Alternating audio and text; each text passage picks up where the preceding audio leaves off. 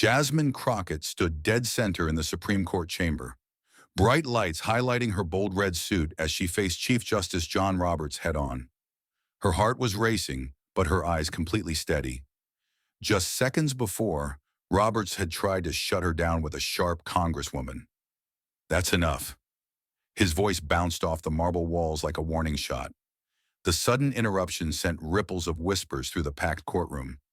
People exchanging glances, tension filling every corner of the room. Crockett gripped her notes tight, but she didn't flinch. Standing before 9 justices and hundreds of people watching, Roberts, with his lifetime appointment and 18 years running America's highest court, was confident he could silence this first-term representative from Texas. But Crockett, armed with her background as a prosecutor and her unshakable belief in what the Constitution actually says, saw this as her moment to prove him dead wrong for trying to dismiss her. She stepped forward, her voice cutting through the silence, clear and strong. "With all due respect, Mr. Chief Justice, the Constitution doesn't give you permission to silence an elected representative who's talking about voting rights." The room went absolutely silent. Roberts' face froze, clearly not expecting such a direct challenge to his authority based on the Constitution itself. This wasn't just some procedural disagreement anymore. This was about the basic principles of what it means to be a judge and serve the people. And it was Crockett's moment to defend not just herself, but the very idea of democratic representation against what looked like judicial overreach. The Supreme Court chamber glowed with that serious formal lighting, the audience falling into a tense hush as Chief Justice John Roberts sat right in the middle of the 9 justices. His black robe was perfectly pressed, his gaze sharp and full of authority. The camera panned slowly across the room, catching scattered whispers rising from the gallery as the court clerk announced, "The Honorable Court recognizes Congresswoman Jasmine Crockett, appearing as friend of the court." Roberts gave a slight nod, a tight smile barely visible as he said, "Representative Crockett from Texas's 30th District. You have 10 minutes." His tone carried all the weight of his position. Conservative-leaning Chief Justice appointed by President Bush back in 2005, known for his careful, step-by-step approach to legal decisions and for managing how the public sees the court. Jasmine Crockett walked up to the podium with measured steps, her bright red suit standing out dramatically against the dark wood interior of the chamber. At 42, this freshman congresswoman from Dallas had the confidence of someone who'd spent years as a civil rights attorney and state representative. Known for her blunt, no-nonsense style, she'd quickly made a name for herself as a rising voice on constitutional issues, which is to say, voting rights, the very issue at the heart of today's hearing. "Thank you, Mr. Chief Justice, and may it please the court," she began, her deep voice filling the chamber. "I stand before you today, not just as a congresswoman, but as someone who has seen with my own eyes how the destruction of voting rights has taken the voices away from communities across Texas and our whole nation." She paused for a beat, making eye contact with each justice before continuing. "The case that you're examining today isn't about technical rules and regulations. It's about whether we still believe in the basic promise that all Americans should have equal access to cast their ballots." Roberts shifted slightly in his chair, his expression unchanged but his eyes narrowing by just a hair, almost imperceptible if you weren't looking. This hearing on Williams versus Texas Election Commission wasn't supposed to be some high-profile case. It was technical about voter ID requirements, something Roberts probably hoped would pass with barely any public attention. But then Crockett got involved, and everything changed with national media attention and a courtroom packed full of people. Crockett stepped to the side and pointed to the Constitution displayed in the chamber. As she continued, "When the Voting Rights Act was gutted by this very court in Shelby County, we were promised that other protections would still be there. Yet here we are 10 years later, seeing exactly the kind of voter suppression the VRA was designed to prevent." The audience tensed up as Roberts leaned forward, his microphone catching his sharp breath at her direct reference to one of his most controversial decisions. The stakes of this confrontation suddenly became crystal clear. This wasn't just about one specific case. It was a direct challenge to the entire Roberts Court's approach to voting rights law. Justice Elena Kagan glanced over at Roberts, then back at Crockett, her expression suggesting she could see the brewing confrontation coming. Justice Thomas sat perfectly still, while Justice Jackson suddenly leaned forward, clearly engaged by what Crockett was saying. The political divisions of the court were becoming visible in real time. The Texas law in front of you today, Crockett continued, her voice getting stronger, creates barriers that hit Black and Latino voters the hardest. My constituents in the evidence is overwhelming. When 23% of Black Texans don't have the specific ID this law requires, compared to just 4.7% of white Texans, we're not talking about neutral regulations. We're talking about a modern-day poll tax. Robert's jaw tightened as cameras caught his growing discomfort. This wasn't the dry, technical, legal argument he'd expected. Crockett was speaking in plain language about racial disparities in a way that hit home with the people watching. Even worse for Roberts, she was backing up every single point with specific numbers and constitutional principles. Congresswoman, he cut in, his tone clipped.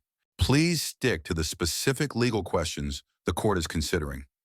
The first attempt to redirect her had been made, a subtle warning that she was going into territory the Chief Justice wanted to avoid. Crockett nodded respectfully but didn't back down. Mr. Chief Justice, the specific legal question is whether this law violates the 14th and 15th Amendments, and we can't answer that without talking about these disparities. She didn't miss a beat turning back to her notes. When 87-year-old veterans who voted in every single election since coming home from Korea suddenly can't cast a ballot, we've got a constitutional crisis on our hands. The gallery erupted in murmurs, quickly silenced by the bang of Robert's gavel. The confrontation was now fully out in the open. Crockett, the rising congressional star, and former civil Crockett challenges Roberts on voting rights. The stage was set for a constitutional confrontation that would soon explode across America's political landscape. As Crockett resumed her argument, the tension in the Supreme Court chamber continued to ratchet up, methodically laying out for the justices how Texas's voter ID law erected roadblock after roadblock to minority voters. She stood firm, gesturing to data charts her team had prepared, showing stark racial differences in voter access across Texas counties. When we look at how this law actually works in practice, she explained, her voice steady and clear, we find that in counties with higher Black and Latino populations, DMV offices, where you get a valid ID, have cut hours, super long wait times, and they are often located miles away from public transportation. This isn't some accident. It's a pattern that repeats all across the state. Robert shifted uncomfortably in his seat, clearly uneasy with how directly Crockett was addressing racial disparities. The Chief Justice had long preferred talking about voting regulations without invoking race, focusing instead on states' rights to run their own elections. Crockett's approach was forcing exactly the conversation he'd spent years trying to avoid. Congresswoman, he interrupted again, his tone sharper this time. The court is aware of the general statistics. Please address the specific constitutional tests that should apply to this case. This wasn't just him trying to procedurally redirect the conversation. It was a way to refocus the discussion from real people's experiences back to abstract legal doctrine. The gallery tensed up, recognizing the first real clash between the powerful Chief Justice and the freshman Congresswoman. Justice Barrett glanced at Roberts while Justice Sotomayor leaned forward, watching Crockett with clear interest. Crockett paused, took a sip of water, and nodded respectfully.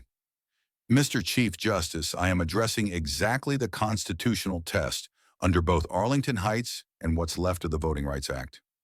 Discriminatory impact combined with historical patterns creates a presumption that requires strict scrutiny. She hadn't backed down one bit. Instead, she connected her evidence directly to legal precedent. Roberts's face tightened just slightly, almost imperceptibly. The court is well versed in the precedents. Congresswoman, with respect, Your Honor, Crockett replied, her voice gaining strength. Precedent only matters when it's actually applied. In Bruno, this court acknowledged discriminatory impact, but still upheld Arizona's regulations, on establishing why this case requires a different outcome based on how severe the impact is. The first real wave of murmurs spread through the courtroom. Crockett had directly referenced another controversial Roberts court decision that had weakened voting protections. Cameras captured Justice Kagan nodding slightly while Justice Allo frowned, creating a split-screen moment that would later go viral. Roberts tapped his microphone. Congresswoman Crockett, this court decides cases based on constitutional principles, not policy preferences. Please continue with your legal argument. His tone had grown dismissive, almost condescending, a tactical mistake that would soon become obvious. Crockett nodded, then turned to her most powerful evidence. Let me show you what constitutional principles look like in real life, Your Honor. She signaled to her aide, who handed out documents to the justices.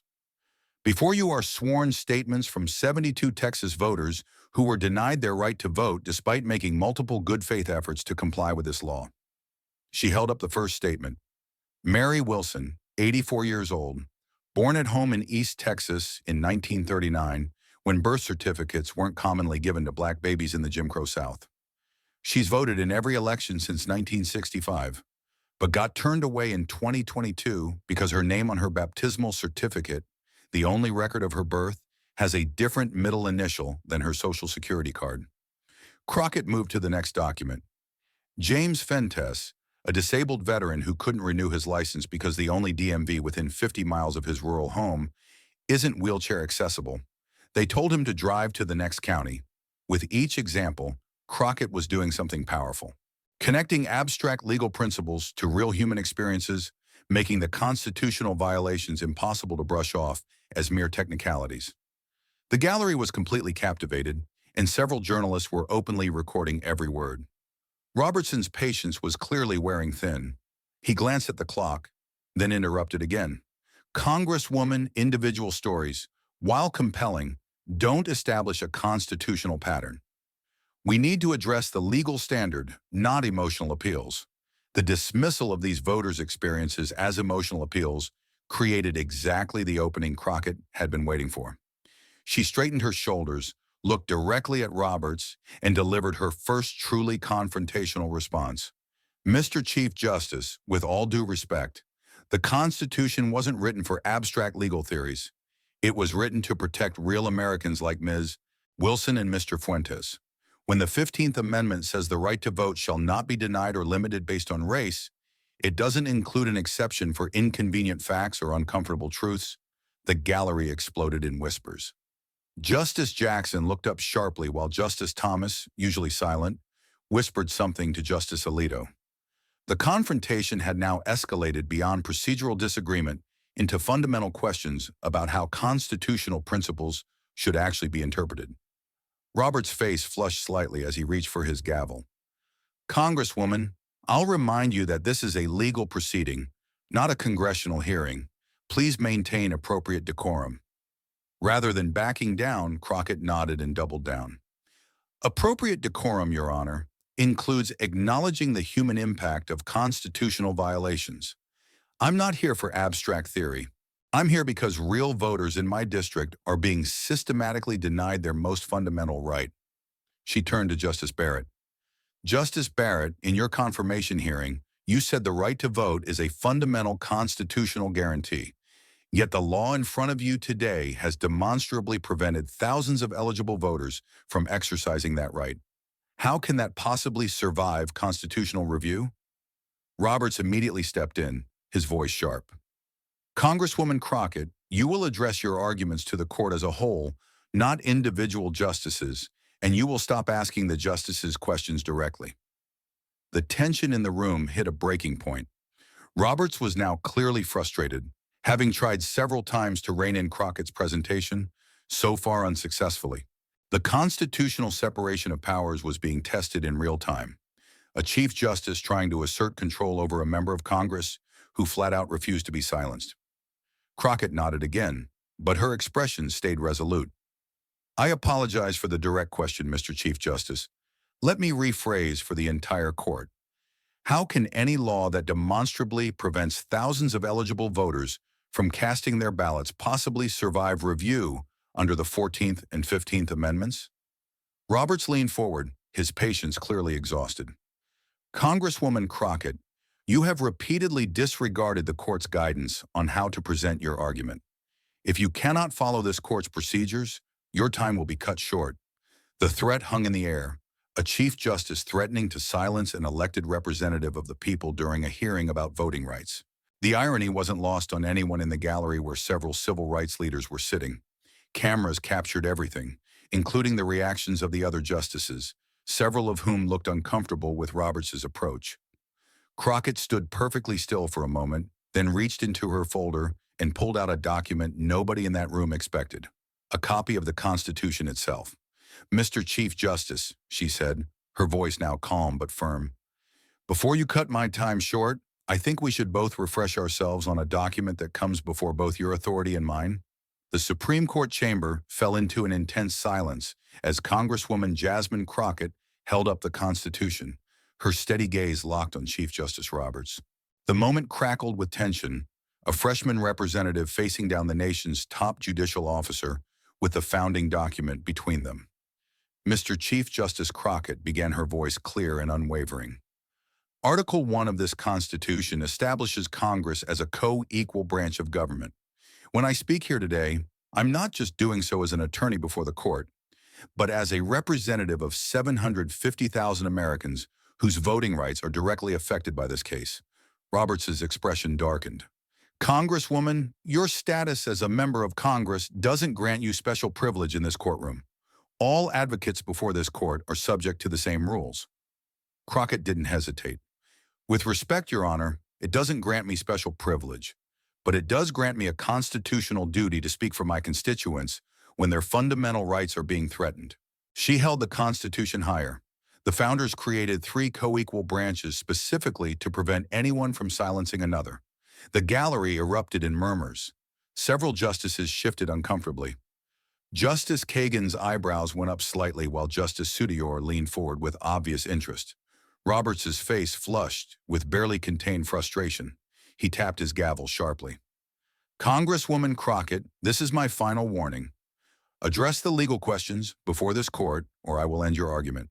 What happened next would become the moment replayed on every news channel within the hour. Crockett, instead of backing down, carefully opened her copy of the Constitution to a marked page. "Mr. Chief Justice," she said, her voice now stronger and more deliberate, "I am addressing the most fundamental legal question before not just this court, but our entire democracy. Article 1, Section 2 establishes that members of Congress represent the people directly. The 15th Amendment prohibits denying the right to vote based on race, and the 14th Amendment guarantees equal protection under law." She took a step closer to the bench. "When you threaten to silence me for speaking about how my constituents are being denied their constitutional right to vote, you're not just violating court procedure. You're embodying the very constitutional crisis I came here to address." Complete silence fell over the chamber. The confrontation had moved beyond a mere disagreement about courtroom rules. Crockett had masterfully reframed the entire exchange as a constitutional struggle between branches of government, with herself defending democratic representation against judicial overreach. Robert sat motionless, clearly caught off guard by this constitutional framing of his attempts to control her presentation. Before he could respond, Crockett continued, her voice gathering strength. "The Texas law before you today has prevented an estimated 278,000 eligible voters from casting ballots. In my district alone, 42,000 voters, predominantly Black and Latino Americans, have faced barriers that the 15th Amendment explicitly forbids. This isn't about procedure, Your Honor. This is about whether the Constitution's promises are real or just theoretical." She turned to address the full court, a tactical move that prevented Roberts from appearing to be her sole opponent. "This court has said that voting is preservative of all rights. If you rule that states can create barriers that demonstrably prevent hundreds of thousands of eligible Americans from voting, particularly when those barriers disproportionately impact racial minorities, then what exactly does the 15th Amendment protect?" Justice Jackson nodded almost imperceptibly, while Justice Barrett appeared to be taking detailed notes. The dynamic in the room had completely shifted. Crockett was no longer on the defensive. By appealing directly to constitutional principles, she put Roberts in the position of seeming to oppose the very document they'd all sworn to uphold. Roberts tried to regain control. "Congresswoman, your time is nearly expired. Please conclude your argument." "I'll conclude with this," Mr. Chief Justice Crockett replied, her voice now resonating with conviction. The Texas law requires forms of ID that 23% of Black Texans and 27% of Latino Texans don't have, compared to just 4.7% of white Texans. It closes ID offices in minority neighborhoods while keeping. That amendment exists precisely because people in power have always tried to silence those fighting for equal representation. If you found this breakdown of the historic confrontation between Jasmine Crockett and John Roberts enlightening, don't forget to like and subscribe to our channel for more in-depth political analysis. Comment below with your thoughts on this constitutional showdown and who you think might be the next person to make headlines defending voting rights at the highest levels of government. Your engagement helps us keep bringing you these crucial stories about the ongoing fight to protect America's democratic foundations.